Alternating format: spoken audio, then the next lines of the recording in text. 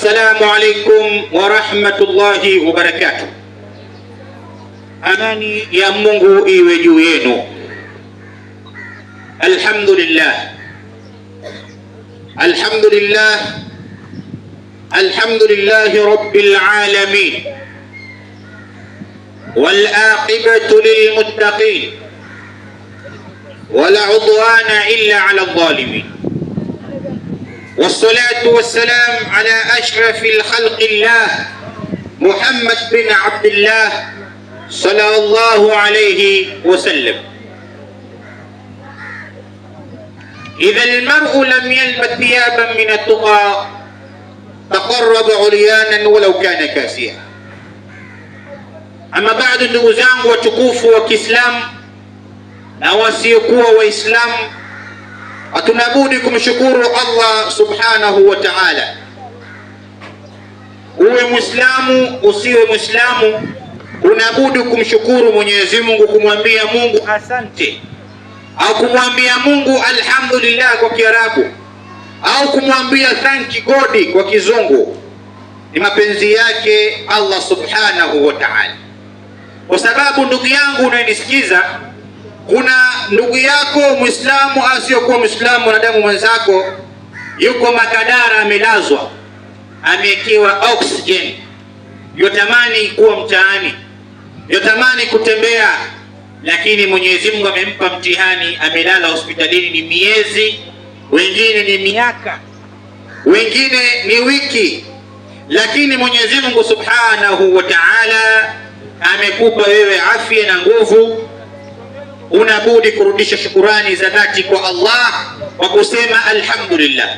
Kama sio Muislamu, sema asante Mungu. Na tutakia rehema na amani kiumbe mtukufu mbele ya viumbe vitukufu, mbele ya Allah, mbele ya wanadamu, mbele ya viumbe vyote, na si mwingine ni Mtume Muhammadin sallallahu alayhi wasallam, aliyefanya kazi kubwa kutuletea dini nzuri, dini tamu, dini yenye upendo. Dini yenyewe ni dini ya Uislamu. Inna dina inda Allahi al-Islam. Kwa hiyo ndugu zangu mnaonisikiza, ningependa kuwakaribisha katika mkutano wa amani, katika mkutano wa kheri, mkutano wa kumtangaza Mwenyezi Mungu, mkutano wa kuelimishana, mkutano wa kuwekana pamoja nyoyo zetu, mkutano wa baraka. Nao ndio mkutano huu tumefungua rasmi kwa dua. Sura hizo msikie nikizisoma, ni kuwaombea wale wote katika mji huu. Kama una maradhi na kusumbua, Mwenyezi Mungu akufanyie sahali. Kama ni miguu umeshindwa kutembea kufika hapa, Mwenyezi Mungu kwa utukufu wa sura hizi akuponeshe miguu yako uweze kufika hapa. Kama upo kitandani watamani kufika, Mwenyezi Mungu subhanahu wa ta'ala kwa baraka ya Ijumaa hii na kwa baraka ya utukufu wa Qur'ani nilizozisoma aya hizi, kwa sababu ni aya zenye miujiza. Qul a'udhu birabbin nas, qul a'udhu birabbil falaq, na suratul ikhlas, qul huwallahu ahad, na ma fi an-naqaf wal asri liilafi alam nashrah. Inshallah kwa utukufu wa sura hizi, yeyote ambaye kwamba ameghafilika, Mwenyezi Mungu subhanahu wa ta'ala ampe ijaza wa kufika eneo hili. Mkutano huu si wa Waislamu peke yake, hata usiyekuwa na dini unakaribishwa. Hata wewe Mkristo unanisikia, unakaribishwa mkutano huu. Wewe ambaye kwamba ni mbaniani pia unakaribishwa. Wewe pia Mshinto unakaribishwa. Wewe Muhindu unakaribishwa. Wewe Muislamu pia unakaribishwa. Nyote, wa baba na wa mama, wazee kwa vijana, wanawake kwa kiume, karibuni sana katika mkutano huu wa kheri, ambao kwamba mkutano huu lengo na dhumuni ni kumtangaza Allah subhanahu wa ta'ala, na pia kutakuwa na dua kwa wale wote wanaosumbuliwa na maradhi mbalimbali, na wale wote wanaokuwa na shida mbalimbali. Tunayofanya hapa ni kutumia kitabu cha Allah subhanahu wa ta'ala, ambayo kwamba ni Qur'an. Qur'ani ni dawa, Qur'ani ni pozo, Qur'ani ni ufunguo wa kila kitu. Tunachofanya hapa ni kumtangaza Mwenyezi Mungu na pia kuwaombea dua wale wote waliokuwa na matatizo. Uwe Muislamu, usiwe Muislamu, tunakukaribisha katika mkutano huu. Ni biashara yako ina misukosuko, ni mtoto wako ana misukosuko. Kuna baadhi ya watoto au watu wazima wakilala, mwingine akilala usiku anaota akitembea, akifungua mlango na akitoka kenda zake. Ndugu yangu, hiyo sio ndoto. Ukitaka kufahamu mengi, fika hapa. Kuna baadhi ya watu wakilala wanaota wakilishwa vitu. Tambua hiyo sio ndoto. Ukitaka kufahamu, karibu hapa. Kuna baadhi ya watu miguu zao zimefura, ukitembea umeruka vitu vya ajabu ajabu, umeenda Makadara, umeenda sijui wapi, lakini hujapata suluhisho. Karibu hapa. Wewe na mume wako ni miaka sasa hivi mnagombana, ndoa haina utulivu. Mume akitaka mtoto na wewe Mwenyezi Mungu akujalia mtoto, ikifika miezi kadhaa mimba inapotea. Karibu hapa.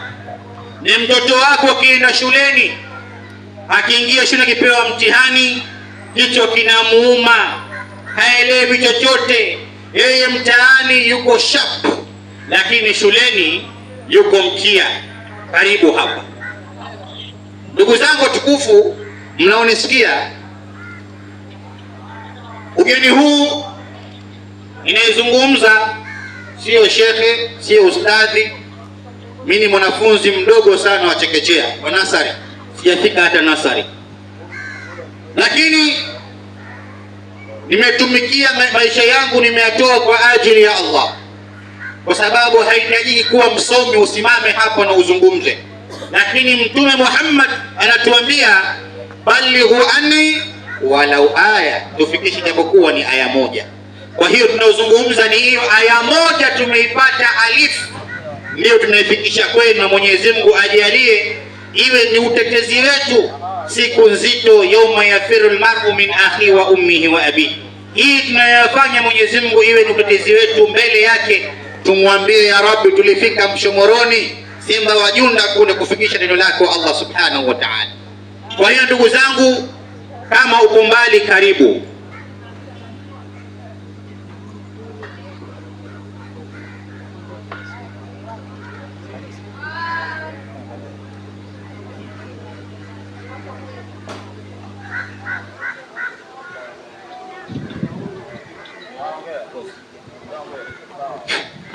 Naam.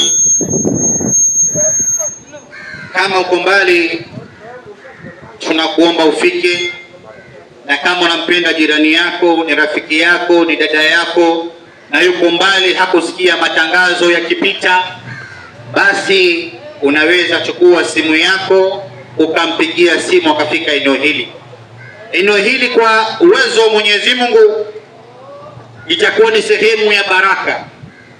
Yoyote ambaye kwamba atakuwa na shida katika mwili yake, katika mambo yake yote, insha Allah, kwa uwezo wa Mwenyezi Mungu, katika uwanja huu Mwenyezi Mungu atafanya miujiza katika maisha yake. Ndugu zangu watukufu wa Kiislamu, Uislamu ni nini? Ningependa kufahamisha baadhi ya watu Uislamu ni nini.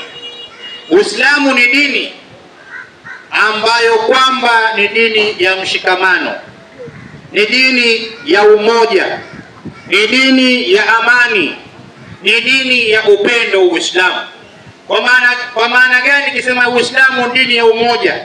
Ndugu yangu usiyekuwa Muislamu, na ukaribisha usilimu katika uwe Muislamu, kwa sababu Uislamu dini ya umoja. Kivipi? Leo hii Mdigo wa Mombasa hapo, ukitoka Mombasa ukaenda Amerika au ukaenda China, wewe ni Mkikuyu ni Muislamu, wewe ni Mdigo ni Muislamu, wewe ni Mluya ni Muislamu, ukaenda Amerika ukakuta msikiti, ndugu yangu, ukasikia adhana, ukiingia msikiti huo wa Amerika na wewe umetoka Kenya, ukiingia hapo, swala utakayoipata ni ya dhuhuri, ni rakaa 4 ile ile. Hauwezi kuta Muislamu wa Amerika na Muislamu wa Kenya swala ya dhuhuri ya Kenya ikawa ni 6 na swala ya dhuhuri ya Amerika ikawa ni 4. Swala ni moja. Huo kwanza ni umoja wa Uislamu. Alafu Uislamu ukikwambia ni dini ya amani, salamu ya Kiislamu, hii neno ya kuambiwa assalamu alaikum wa rahmatullahi wa barakatuh. Uislamu ni dini ya amani. Tunapokutana Waislamu wawili au Waislamu wanapokutana wanapeana amani, amani yenyewe ni salamu, ni assalamu alaikum wa rahmatullahi wa barakatuh. Nini maana ya salamu hii? Wewe unasalimia mwenzako tu assalamu alaikum, lakini ushaigundua kwamba salamu hii ina maana gani? Hii salamu unamtakia mwenzako amani, na hii salamu ina siri kubwa ndani yake. Kwa uwezo wa Mwenyezi Mungu Subhanahu wa Ta'ala tutaelimishana hapa. Maana ya assalamu alaikum, assalamu alaikum maana yake ni amani iwe juu yako, wa rahmatullahi, na rehema ya Mwenyezi Mungu ziwe juu yako, wa barakatuh. Hili ni dua na mtu anakuombea wewe amani, maana ya assalamu alaikum. Lakini masikitiko makubwa, baadhi ya Waislamu hii salamu tumeiacha.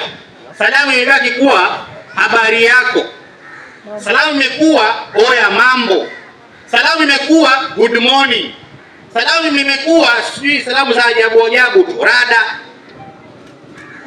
Ya Tanzania kuna naambiwa oya mzuka freshi, salamu hizo ajabu ajabu. Lakini salamu ya amani, salamu ya upendo ni assalamu alaikum. Alafu hii salamu sio ya Mkristo na sio ya Muislamu, ni ya mtu yoyote mwenye kutaka amani.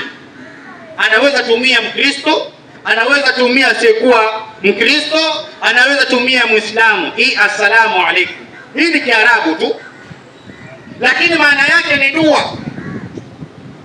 Ndugu zangu, hii salamu assalamu alaikum, Uislamu ni dini ya ushikamano. Leo hii ukiwa na adui wako hamzungumzi, mmekiana beef, dawa ni moja peke yake. Utapomwona adui wako wewe, kila siku mtolee salamu hii assalamu alaikum, akikujibu asikujibu, lakini usichoke kumtolea assalamu alaikum, kwa sababu Mtume Muhammad atuambia ifshu salam bainakum tahabbabtum, peaneni salamu baina yenu mtapendana. Leo hii ukiwa na adui wako au mtu unabifu naye, mtolee salamu kwa wingi, assalamu alaikum. Amenuna, wewe kwenda zako huko, mwangalie ujifanya Muislamu safi, hivyo hivyo assalamu alaikum. Akutukane wewe hapo hapo tu assalamu alaikum. Wallahi wabillahi watallahi, hii salamu itayayusha asira yake na bifu yake. Mwisho wa siku mtaanza kuzungumza vizuri neno ya assalamu alaikum. Lakini tumekuwa ni wavivu wa kupeana salamu. Hii mojawapo ya dini ya Uislamu. Ya kwanza ni dini ya amani, kwenye salamu tunatakiana amani. Dini ya Uislamu ni dini ambayo kwamba ni ya umoja. Leo hii Muislamu mweusi na Muislamu mzungu au Mwarabu, nani mbora? Mwenyezi Mungu Subhanahu wa Ta'ala tuambia katika Qur'an, inna khalaqnakum min dhakarin wa untha wa ja'alnakum shu'uban wa qabaila lita'arafu inna akramakum inda Allahi atqakum. Mwenyezi Mungu Subhanahu wa Ta'ala katika dini ya Uislamu kuweka mtu special nani? Akaweka, je ni mzungu, je ni Mwarabu, je ni Mchina?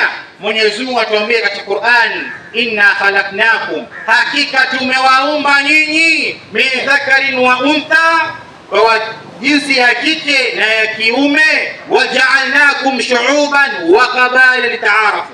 Tena baada ya kuwaumba hawa wanadamu jinsia mbili, mwanamke na mwanaume, lengo la Mwenyezi Mungu kwanza kuumba mwanamke na mwanaume ili hawa watu wawili wapate kuungana ili waendeleshe generation ya dunia, kuzaana katika hii dunia, mwanamke kwa mwanaume. Mwenyezi Mungu hikma yake kumuumba mwanamke na mwanaume ili wapate kujaza hii dunia. Leo hii unaambiwa eti wewe muoe mwanaume mwenzako. Inna lillahi tumeletea mambo ya LGBTQ. Baadhi ya wanaume unampata ni mwanaume lakini kumbe ni Fatuma, ni mwanaume kumbe ni Adija. Wewe unaishi na mumewe ndani, unajua ni mume kumbe ni mke mwenzako. Sio, wajiuliza hii ni mtihani wa aina gani? Wewe mwanaume unavaa skati, mwanaume unavaa dera, mwanaume unapaka hina, mwanamume wewe unasuka, na isitoshe pia mwanaume huna ndevu. Nakwambia sifa mwanaume kuwa na ndevu, kweli uongo? Nakwambia mwanaume asikuwa na ndevu nini? Ndevu ni sunna kuziwacha, kwa sababu pia ukiwa na mtoto wako pale ndani ya nyumba, stima kipotea akimgusa mama na baba, hajui tofauti iko wapi. Shangae amegusa baba, mama kumbe ni baba. Ndio koma, una adabu. Kwa hiyo tufugeni ndevu, tusinyoe ndevu wanaume. Sifa ya mwanaume ya kwanza ni kuwa na ndevu. Kama hujafika umri wa kupata ndevu, inshallah Mwenyezi Mungu akujalie upate na usinyoe. Sema amin. Sasa Mwenyezi Mungu Subhanahu wa Ta'ala kaumba jinsia mbili, ya kike na ya kiume. Na pia Mwenyezi Mungu Subhanahu wa Ta'ala akaumba mataifa mbalimbali. Kuna Amerika, kuna Asia, kuna Afrika, kuna hivi. Lakini lengo la Mwenyezi Mungu Subhanahu wa Ta'ala kuumba vitu vyote hivi, lengo lake ni moja tu, litaarafu, mupate kufahamiana, mupate kujuana.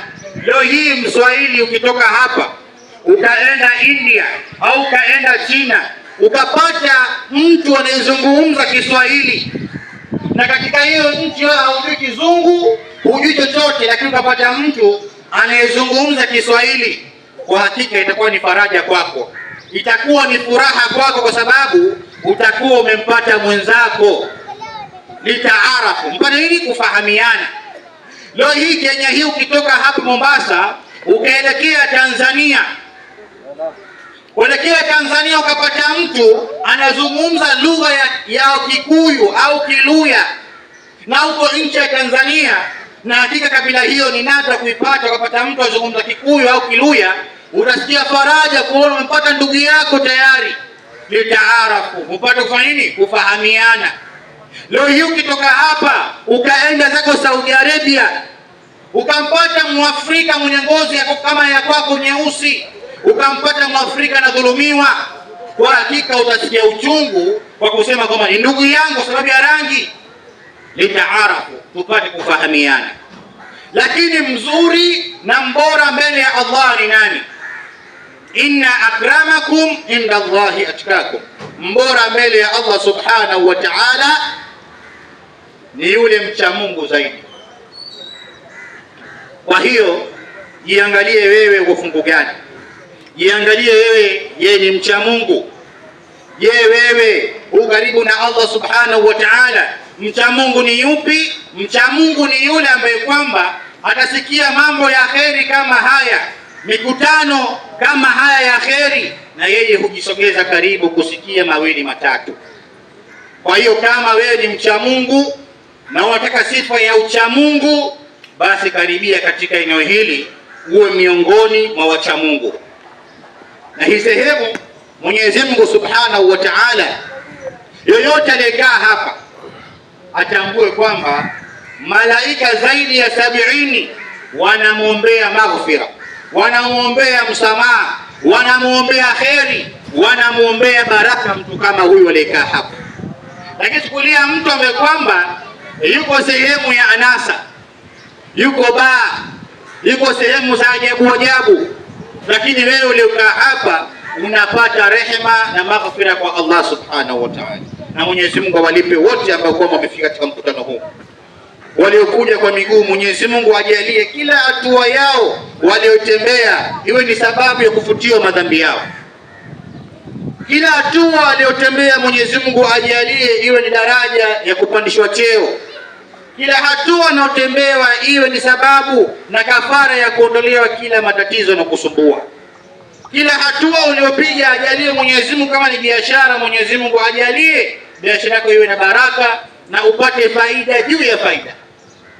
Na kama ni maradhi Mwenyezi Mungu akufanyie sahali na akuponeshe. Na wale wote ambao kwamba bado hawajafika wanasubiria vitu vingine vijae, basi wakati ni sasa, na mkutano tumefungua na shekhe wetu kama ulivyosikia tangazo, Sheikh Sharif Al-Bashir atakuwa ni mgeni wetu rasmi, muda si mrefu ataingia hapa. Na tunawaomba wale ambao kwamba bado mko mbali, wajua sio nidhamu mgeni afike na wenyeji hawajafika, inakuwa sio nidhamu na sio akhlaqi nzuri. Mgeni huyo ametoka mbali Tanzania kuja kwenu hapa, lengo ni kuwahubiria na kuwaombea dua. Mojawapo ya dua yake kujibiwa ni pale Mwenyezi Mungu alipotuambia na Mtume Muhammad, dua ya musafiri ni makbul. Dua ya msafiri Mwenyezi Mungu haipi jicho, Mwenyezi Mungu haipi mgongo. Yeye ametoka mbali kote huko kuja hapa, lengo na dhumuni ni kuwasaidia. Hana familia hapa, hana mtoto wala hana sijui nani, lakini amekuja hapa, ndugu zake ni wale wa la ilaha Muhammadun, la ilaha, useme la ilaha illa Allah, useme la ilaha illa Allah, useme la ilaha illa Allah, la ilaha illa Allah. Sema kwa sauti ya nguvu kabisa, Mwenyezi Mungu mwenyewe akusikie, la ilaha illa Allah. Bado hapo sijasikia la ilaha illa Allah. Hii kilima ni nzito na bado hamtaki kutoa hii kilima hii. Toa kwa fungua kifua kwa neno Mwenyezi Mungu. Wewe utakufungua kifua kwa kusema hani wewe. Utafungua kifua kwa sababu ya zutu hani wewe. Fungua kifua kwa neno Mwenyezi Mungu, la ilaha illa Allah. La ilaha illa Allah. Hebu tushindane hapa na tuone Waislamu majina kina nani. Hii neno la ilaha illa Allah ni ufunguo pekee yake ya kuingia peponi. Yoyote atakayefariki na kilima yake ya mwisho ikawa la ilaha illa Allah, Mwenyezi Mungu Subhanahu wa Ta'ala hana pingamizi kabisa kukunyima pepo. Na la ilaha illa Allah ndiye baba yetu Adam alipata rahma na maghfira kwa Allah Subhanahu wa Ta'ala pale walipoteleza kule mbinguni kumuasi Mwenyezi Mungu Subhanahu wa Ta'ala, walipoambiwa wasile ile tunda au ule mti. Biblia inasema hivi, Qur'ani ikisema hivi, lakini yote mafuhumu ni kitu kimoja. Baada ya kufanya hivyo wakateremshwa ardhini. Baada ya miaka mirefu Nabii Adam alayhi salam akaona mbingu imeandikwa maneno yakisema la ilaha illa Allah Muhammadun. Leo hiyo utakufanya Muhammad kama baba yako. Umsikie Muhammad akitajwa alafu mdomo wako ukae kimya. Wewe mjua Muhammad ni nani? Leo hii baadhi ya watu wakiona watu wamekusanyika na wakumfurahikia Mtume Muhammad wakimsifu, wanakuambia kwamba wale ni washirikina. Wewe wa kwanza, kama tusipompenda Mtume Muhammad tumpende nani? Kama tusipompenda Mtume Muhammad tumpende nani?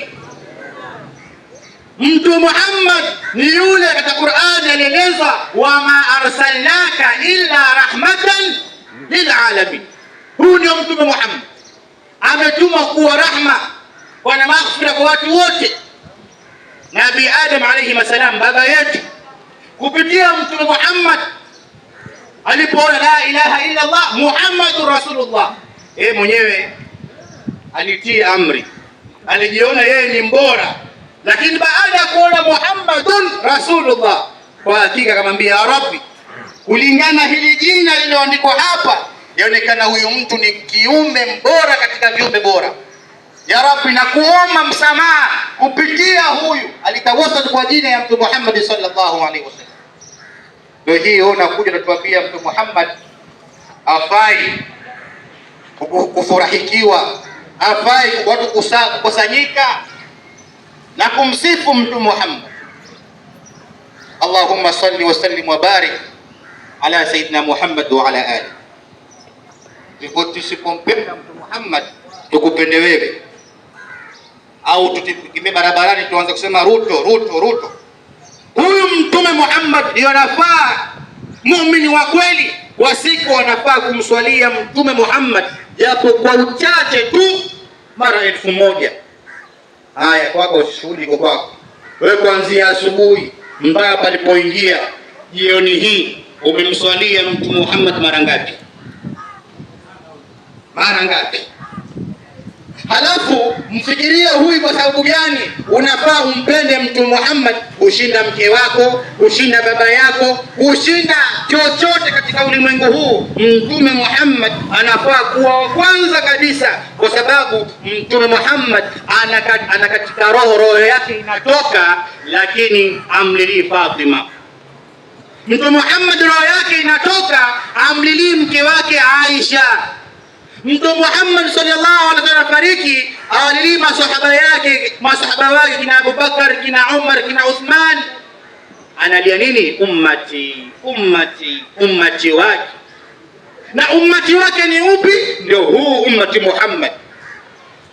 Lakini Mtume Muhammad anafariki kukulilia wewe, lakini wewe kusema tu sallallahu alaihi wasallam ni vigumu. Na yuko tayari kuimba barabarani tu huko swali inna lillahi afasimumeroga kumejiroga mwenyewe. Jirani yangu ni majivu, wewe umejiroga mwenyewe. Muislamu sio kurogwa, Muislamu warogwi. Kashangaa kivipi? Mbona na babu yangu alirogwa, bibi yangu huyo? Kuna baadhi ya vitu vilikosea, lakini Muislamu harogi kwa sababu ya kilima yenye nguvu ya la ilaha Muhammadun. Kama hii kilima unaposikia tu la ilaha illa Allah Muhammad, unaposema hivi, arshi ya Mwenyezi Mungu Subhanahu wa Ta'ala inatingika kwa ukubwa wa neno hili la ilaha illa Allah. Lakini tunaposema tuseme la ilaha illa Allah, wewe unaona kitu kidogo kabisa. La ilaha illa Allah ni jambo kubwa sana, ndugu zangu tukufu wa Kiislamu. Ndio maana pale mtu anaposilimu anatamkisha maneno haya yenye nguvu ya la ilaha illa Allah Muhammadun Rasulullah. Kwa hiyo ndugu zangu tukufu wa Kiislamu, maneno haya ukidumu nayo ya la ilaha illa Allah, basi tambua Allah Subhanahu wa Ta'ala hato kufedhehesha. Allah Subhanahu wa Ta'ala hatokupa umaskini. Allah Subhanahu wa Ta'ala hatokupa njaa, isipokuwa Allah Subhanahu wa Ta'ala atakupa maisha mazuri katika ulimwengu huu. Maisha ya Muislamu yote ni maisha ya kuwa karibu na Mwenyezi Mungu Subhanahu wa Ta'ala. Leo hii Muislamu ukiingia kwako, kuna dua lazima uisome ukijikinga na mabaya. Ukitoka kwako nyumbani, kuna dua unaisoma kwa sababu ya kujikinga na mabaya. Maisha yote ya Muislamu ni maisha ya kuishi ndani ya msingi wa maadili mema ya kumjua Allah Subhanahu wa Ta'ala. Lakini nani leo hii uko tayari kuanza kitu chochote kwa kusema bismillah? Ndio maana tunafanya vitu havina baraka. Ni biashara unafungua, haupati wateja, ukisema kwamba wewe umerogwa. Lakini unatambua kwamba biashara yako unafungua basi na kusema bismillah. Lakini bismillah unaweza kuwa unaisema, je, unaisema bismillah kwa moyo wako au unambipu Mwenyezi Mungu, unamflash Mwenyezi Mungu? Sema njaribu tu bismillah. Bismillah tu. Wewe bismillah tu, wewe wategemea Mwenyezi Mungu Subhanahu wa Ta'ala akufanyie kheri katika biashara yako. Kisa kimoja, bwana mmoja, huyu ni ustadhi, alikuwa msikitini akitoa mawaidha kila baada ya salatul maghrib mpaka isha, alikuwa akitoa mawaidha msikitini, mawaidha ya imani, ya tauhid. Bwana mmoja yuko barabarani kule akiwa anasikiza mawaidha yale. Msikiti uko mbali kidogo, lakini spika inafika eneo la mbali, sauti. Yule bwana akisikia mawaidha, tunapojua sauti usiku inaenda mbali. Yule bwana akisikia mawaidha, Sheikh akisema kwamba neno la la ilaha illa Allah na bismillah, ukimtanguliza Mwenyezi Mungu katika moyo wako kabla ya kumtanguliza kwenye mdomo wako, basi Mwenyezi Mungu Subhanahu wa Ta'ala anaweza kufanyia maajabu, hata unaweza ukatembea juu ya bahari. La ilaha illa Allah, ukiwa yakina imani, unaweza tembea juu ya bahari. Yule mama akiongea vile, na yule bwana akiwa mtaani ni mvuvi, akasikia yale maneno yakamuingia kisawa sawa. Alipoenda baharini, akaona wenzake hiyo siku washamuacha, wamemtangulia tayari. Yeye alichelewa kuamka, lakini alikumbuka yale mawaidha ya msikitini ya shekhe yule. Ukiwa na imani kwa kusema la ilaha illa Allah au bismillah, unaweza tembea juu ya bahari. Wallahi wa billahi, huyu bwana alitamka kwa imani kwa kusema bismillah tawakkaltu ala Allah wala haula wala quwwata illa billah, la ilaha illa Allah. Alipopiga hatua moja kwenye bahari hakuzama, hatua ya pili hakuzama. Bwana yule alitembea mpaka katikati ya bahari, akaingiza nyavu zake, akavua vizuri na akarudi. Wale waliomwacha wanarudi wakupata samaki, wanashangaa yule bwana anauza samaki mtaani. Wakashangaa huyu bwana alienda vipi? Wakaanza kumchunguza yule bwana. Yule bwana kila siku jioni alikuwa akichukua samaki akibisha kwenye nyumba ya ustadhi. Lakini bahati mbaya ampata ustadhi hayuko, anamwachia mke wake, kimwambia mke wake, huu ni mzigo wa ustadhi, mwambie mwanafunzi wake amemletea. Mke anachukua, sio ustadhi na wanafunzi msikitini. Ustadhi kija jioni naambiwa mzigo wa samaki huku na mwanafunzi wako ameleta. Ustadhi akifikiria yeye hana madrasa, hana wanafunzi, yeye zaidi yake ni msikitini kwa mawaidha. Akajiuliza, huyu mwanafunzi gani? Siku ya kwanza akaletewa samaki, siku ya pili ameletewa samaki, siku ya tatu ameletewa. Sasa hapa nitaibiwa mke. Huyu mwanafunzi gani? Kila siku wewe mwanafunzi unaleta samaki, alafu nipati sasa wanyoteni kitoko niletea samaki. Hiyo siku ustadhi kabili saa alifanya ametoka, akakula zake pembeni kwanza, uvizia huyu bwana leo atakuja. Bwana matenga kama kawaida, yule bwana akafika bwana. Ufika sasa kampimia, akaweka samaki kwa, akamwambia bwana Sheikh, salamu alaykum. Salaam. Bwana mwanafunzi wangu wapi? Bwana sina madrasa, wewe unakuja kwangu kila siku unasema wewe mwanafunzi wangu. Mwanafunzi wa wapi? Yule bwana akamwambia yule ustadhi, mimi mwanafunzi wako, kila salatul maghrib ukitoa darasa mimi niko nyumbani nakusikia, na mimi samaki huyu nakuletea kwa sababu aljazaa ihsani ila ihsan, malipo wema ni wema. Wewe umeniokoa katika umaskini, wewe umeniokoa mimi katika janga la njaa. Kivipi bwana? Yale mawaidha ulitoa kule kusema la ilaha illa Allah, ukiwa na yakini unaweza tembea juu ya bahari. Ndio sasa muuliza, unatembea juu ya bahari? Akaambia unatembea juu ya bahari? Wewe unaambia unatembea juu ya bahari. Kumbe ustadhi mwenyewe alikuwa anatoa mawaidha, hana imani, anasema tu, lakini yeye alichukua alikuwa na imani nayo. Yule ustadhi akashaka, unatembea juu ya bahari? Naam. Wala la ilaha illa kweli bwana, asubuhi naomba nichukue twende pamoja nishuhudie na macho. Bwana alipojina ufika ustadhi akamchukua yule bwana atakushuhudia, yeye ndiye aliyotoa mawaidha, lakini kumbe alikuwa na mawaidha hana imani nayo. Yeye sasa akwambia bwana usizini, kumbe yeye ndio wa kwanza kwenye list.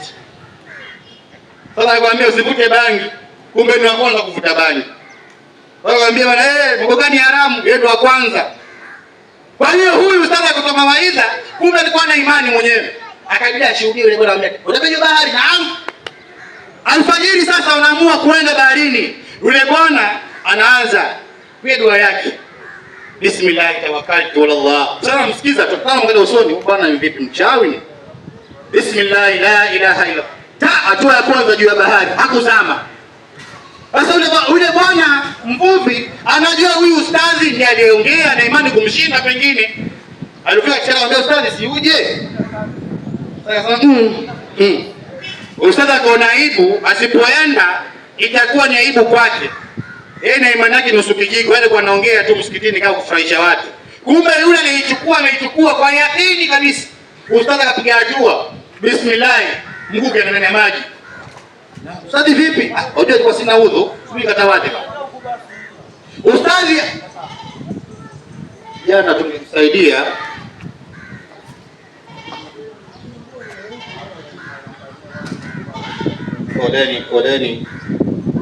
Poleni sana, Mwenyezi Mungu afanyie sahali.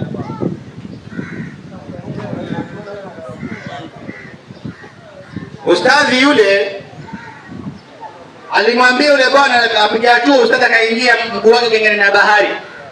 Yule bwana anastaajabika, ustadhi vipi? Sasa akamwambia bwana sikuwa sina udhu. Ustadhi akatawaza, njoo. Yule bwana yuko katikati ya maji lakini yuko juu. Ustadhi apiga bismillah ya pili tena. Mguu wake kushoto akazama tena. Yule bwana ustadhi vipi, mbona ufiki? Unajua nilikuwa nimesahau msaafu, subiri nachukua msaafu nije. Ustadhi afika nyumbani anafikia mara mbili. Kama bwana ametumia mbinu gani?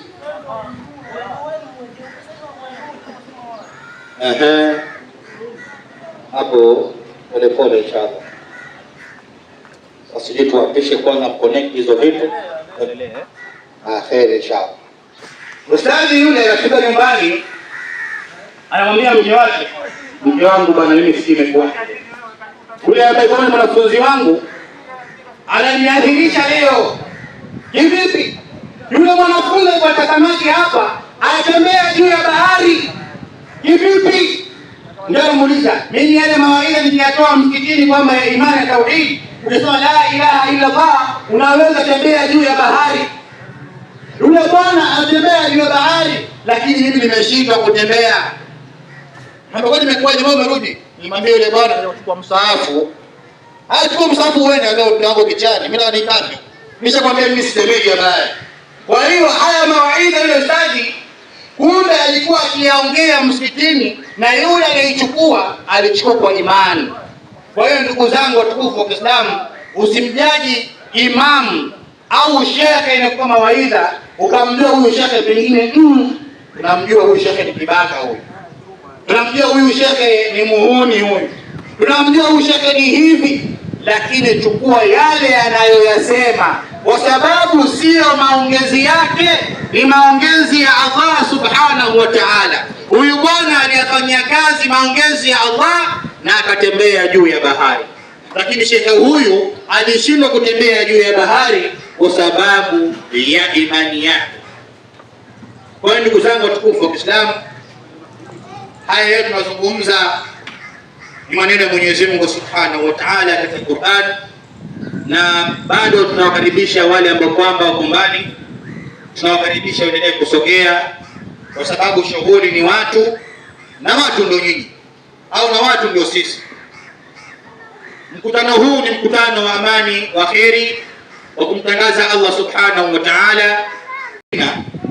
Kuna baadhi ya Waislamu walitoka sehemu walipotoka wakaenda kwa nyumba ya ibada isiyokuwa ya Waislamu, kwa mtu asiyekuwa Muislamu maarufu Kenya hii, akaenda kushikwa kichwa na kuombewa, lakini amesahau kwamba Qur'ani ni dawa. Karibuni mashekhe, anasahau kama Qur'ani ni dawa. Ni masikitiko makubwa ndugu zangu watukufu wa Kiislamu, leo hii Muislamu unatoka mguu mosi mguu pili kwenda kwa asiyekuwa Muislamu na kukuombea. Wengine wana imani kwamba wanakuombea kupitia damu ya fulani, lakini katika Uislamu tambue damu ni haramu. Leo hiyo ni Muislamu una matatizo, unatembea barabarani ukiangalia mabango yanaandikwa mganga kutoka sijui Tanzania, mganga kutoka Kitui, mganga kutoka sehemu fulani, unapiga simu, unaambiwa njoo sehemu fulani. Ukifika sehemu hiyo unaambiwa ukitaka kutibika wewe niletee mbuzi, ukitaka kutibika wewe niletee ng'ombe. Kama ni mganga kweli anataka kusaidia, mbona asipitishe sukuma au akutishe cabbage? Mbona mbuzi? Mbona ng'ombe? Wewe una shida, huyo mtu anakuambia haya letee ng'ombe. Lakini istosha kwa mashati magumu, lete ng'ombe mweupe asiyekuwa na alama. Haya, utamzaa mwenyewe ng'ombe. Ng'ombe sikuwa na alama. Wamasai ni kama chapa huko ng'ombe wao kote. Kila Masai ng'ombe yake na alama ya kwake. Anakwambia lete ng'ombe asiyekuwa na alama. Pengine uzae ng'ombe wewe umpeleke. Lakini unaacha mkutano kama huu ambapo kwamba hauitishi chochote wala gharama yoyote, ni wewe kutoa mguu wako ufika hapa. Na kama tutatumia kuombea dua ni maji, wayanzilu minas samai ma'u wa shifau wa rahma. Mwenyezi Mungu Subhanahu wa Ta'ala aliteremsha maji kuwa pozo. Lakini leo hii unaambiwa sijui chukua mfupa wa mnyama fulani na utundike juu ya nyumba, eti mchawi hatopita. Hii ni ushirikina. Wewe unachukua si kitu fulani unajifua kwenye kiuno hapa, unachukua kwenye wallet ili upate kuvutia watu kwenye. Hiyo ni ushirikina ndugu yangu. Wewe unaenda kwa ustadhi, si nani anakuambia, anakuandikia vitu kwa Kiarabu pale kwa karatasi, anakuambia chukua hii nafukie sehemu fulani. Wewe unajua ni nini hiyo? Alafu mkiambiwa niliambiwa hivi. Ndugu zangu, tutambue kwamba kuna baadhi ya watu watumia njia isiyokuwa sahihi kuchafua Uislamu, na mnapopewa fursa na nafasi ya kusaidiwa kupitia njia ya kweli, hapo ndio tutakomfiti. Leo hii tungesema kwamba kuna mganga kutoka sehemu fulani hapa anakuja hapa kufanya kitu fulani, wangejaa watu. Lakini kwa kuwa ni mkutano wa Allah Subhanahu wa Ta'ala wa kumtangaza Mwenyezi Mungu na kuombea dua kupitia Qur'an, angalia masikitiko makubwa. Hivi viti tulivyokuchukua vimekodishwa kwa ajili, hakuna mtu ambaye kwamba anaingia akaambiwa lipie kiti. Lakini kuna baadhi ya sehemu za ibada ukiingia, kila kitu kikaa, yategemea utakaa sehemu gani. Kuna VIP, sadaka ikipita pale hapo shilingi 1000, viti fulani. Nishaingia baadhi ya sehemu za ibada, nikaona viti vimepangwa kulingana na pesa. Sehemu fulani pesa fulani, sehemu fulani pesa fulani. Lakini hapa mmekuja kwa sababu ya mkutano wa nani? Wa Allah Subhanahu wa Ta'ala. Na yoyote aliyefika hapa insha Allah akiondoka leo awe ambassador kwa wengine, aumwa na maradhi mbalimbali insha Allah kwa uwezo wa Mwenyezi Mungu Subhanahu wa Ta'ala. Leo itakuwa mwisho wako kusumbukana, kuenda hospitali, kuenda huku, kuenda kule, lakini hujapata suluhisho. Wewe ni mtoto shuleni, umehangaika wewe. Kuna baadhi ya watoto wanasoma usiku mzima, lakini unasoma usiku mzima wewe, lakini unafeli bado mtihani. Unapata mtoto bagi amewekewa begi vitabu, akitembea yuko hivi, ndio kusoma huko, ndio hiyo CBC. Mwisho wa siku mtoto huyo akifika miaka 40 mgongo unamuuma. Mtoto huyu na mbeba magunia sokoni hawana tofauti. Bagi zimejaa vitabu hizo, vingine hata visomi. Lakini yote haya inshallah Mwenyezi Mungu Subhanahu wa Ta'ala atufanyie wepesi. Naona kuna baadhi ya mashehe, naona kuna baadhi ya ndugu zetu mashehe wamefika hapa, na inshallah tunawakaribisha sana, na tungependa adab na desturi ya sisi kwamba kuna wageni kama hivi, sisi ni wageni, mmefika japo hata kwa salamu inshallah Tunawakaribisha mwasalimie waumini na kisha mpate kukaa inshallah. Bismillah. Ahlan wa sahlan.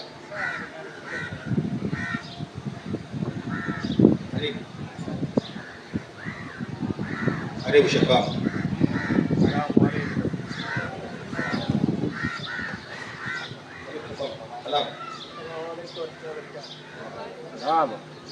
Karibuni sana washiriki wetu. Sisi ni wageni katika mji wenu huu, wengine ni maimamu, ni maustadhi, lakini bado tujafahamu baadhi ya misikiti, lakini tunawakaribisha pia na tunafurahi uwepo wenu inshallah. Karibuni sana. Wale wote ambao kwamba bado hawajafika katika uwanja huu, tunawaomba wafike ili upate yale yanayojiri hapa. Nimesema ni mkutano wa amani, ni mkutano wa kumtangaza Mwenyezi Mungu Subhanahu wa Ta'ala. Ni mkutano huu ambao kwamba ni wa kutuweka nyoyo zetu kuwa pamoja, na Muislamu na muumini wa kweli atakikana maisha yake yote adumu kwenye dua. Ndio maana Muislamu maisha yake yote Mwenyezi Mungu Subhanahu wa Ta'ala amemwekea utaratibu wa dua.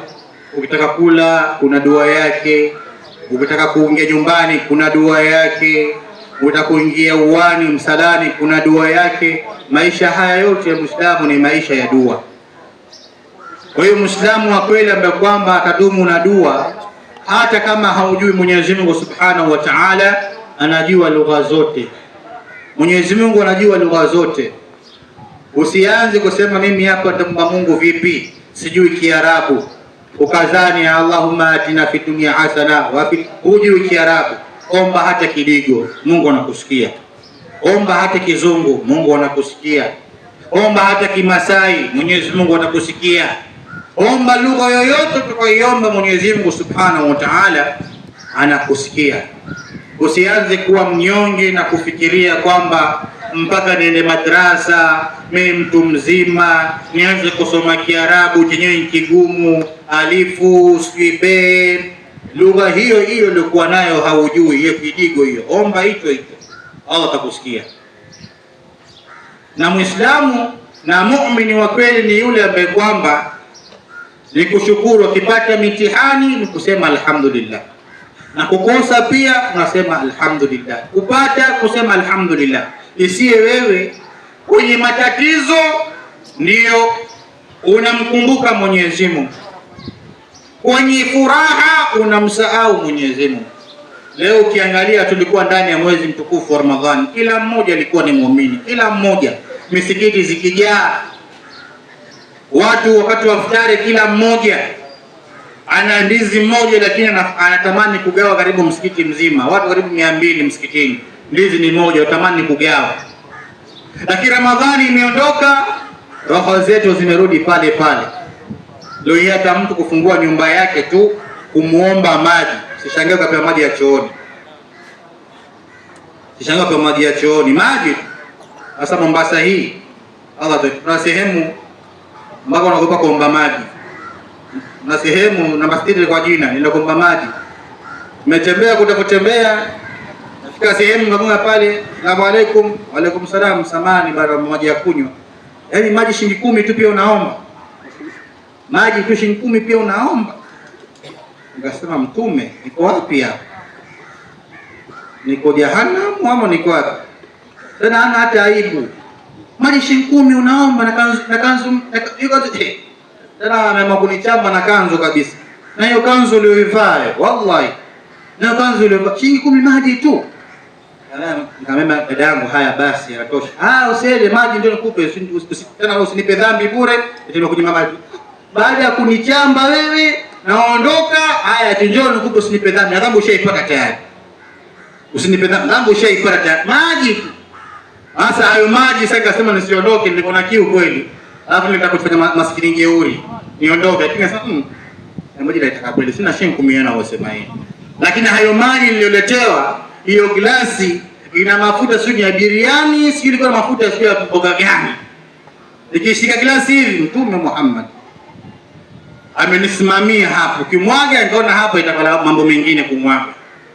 Kwa sababu nikimwaga itakuwa lawama, maji shilingi 10. Anaweza niambia nilipe shilingi 10 maji yake. Nikifikiria glasi yenyewe chafu. Sasa hapo kuna mawili sasa. Umwage upate lawama au unywe uwarishe. Watagua ipi? Kasema Mwenyezi Mungu bismillahilladhi la yadhurru ma'a ismihi fil ardi wala fis samai wa huwa as-sami'ul 'alim. Tu nikapiga yote. Ya Mungu nisaidie. Sekunde nyingi haya bodaboda zipita tumboni. Alafu kuna kitu kibaya wewe unakaa na mwenzako alafu tumbo zinaanza kuruma. Wewe unakaa na mtu hapo asikia tumbo za nguruma na ushafe vipi? Maji haya. Wallahi ni mtihani. Lakini muumini wa kweli wallahi ndio ndugu zetu wambe kwamba ni Shia. Nasema ndugu zetu kwa sababu ni wanadamu. Na baadhi ya watu wasema ndugu zetu. Wale ndugu zetu Shia ndugu zetu kwa sababu ni wanadamu. Na sote tumetoka kwa Adamu. Baba yetu ni nani? Ni Adamu. Ndugu zetu Shia. Kuna baadhi ya Waislamu ukisema hivyo wanachukia kweli kweli. Lakini Shia ni ndugu zetu. Na hata unapopigwa huko asiyekuwa Muislamu awe Muislamu unafaa uumie, ni ndugu yako, baba yako ni Adamu na wale wametoka kwa Adamu au kuna baba yao mwingine, pia tuambie mashehe, lakini wale ni ndugu zetu. Ukiangalia fadhila kubwa na ufanya wao atushinda sisi. Wallahi nilipita sehemu moja hapa kabla ya kwenda bridge. Ukivuka bridge ya Nyali hapa niliona tanki, gari ya tanki ya maji imeandikwa Mombasa Cement kama sijakosea. Hapo katika free water. Wallahi niliona ajabu sana. Sehemu hapo ukitembea kutoka bridge kuja bridge hapa, kija huko. Pembezoni huko. Kuna gari tena imewekwa mpaka na hema. Yaani hayo maji yasipigwe na jua ukapata tabu. Imeandikwa Mombasa Cement free water. Tena watu mimi naogopa nilikuwa nasikia kiu kisema isoni free water hapa ukasema uchukue chupa yako kalipishwa. Nikakaa pembeni kwanza nione. Alafu Mungu wa ajabu anapita sidi chokora yule Mungu atansame na gunia lake la chupa ndio anachota. Akasema pengine huyu mwendo wazimu asiulizwe. Nikakaa pembeni niusikie mtu amekoma akilitimamo achote na mimi pia nichote. Mungu atapita muda mmoja hivi. Tena alhamdulillah mwenye rangi ya mtume ndio alivyosema Mwarabu akachota akasema aiwa. Kama hajaenda mimi nataka kuna tapu ziko kadhaa. Mimi nikachota mimi pia. Sikuulizwa. Nikapinga nikanywa na sasa sijashiba. Nikachota tena. Nikachota tena.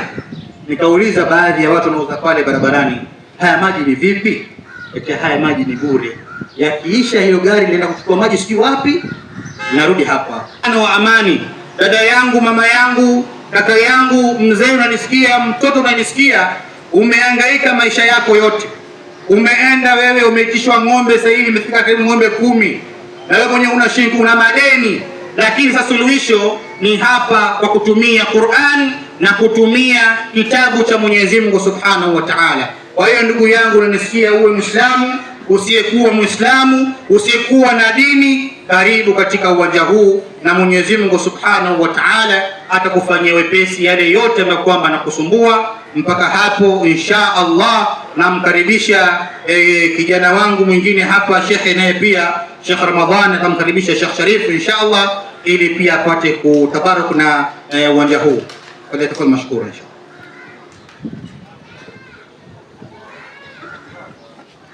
Assalamu alaykum wa rahmatullahi wa barakatuh. Assalamu alaykum wa rahmatullahi wa barakatuh. Alhamdulillah. Alhamdulillahi rabbil alamin. Thumma salatu wa salam wa ala ashrafil anbiya'i wal mursalin. Awalan, kwa mara nyingine jamani, tunawaombeni tulioko mbali pia tuweze kusonga. Hivi sasa moja kwa moja tunahitaji kumpandisha shekhe ili tumpe nafasi ya kutosha kidogo kwa ajili ya kupata kuzungumza nasi pia na kuingia katika dua ya leo inshallah. Hivyo inshallah kila mmoja kwa ajili ya Allah aweze kusonga, na waliosonga pia tuwekeni nia zetu, tuwekeni fikira zetu katika muhadhara inshallah. Kisha tumuombe Allah atujalie tuwe ni wenye kufahamu na atujalie tuwe ni wenye kufuata. Tusemeni inshallah.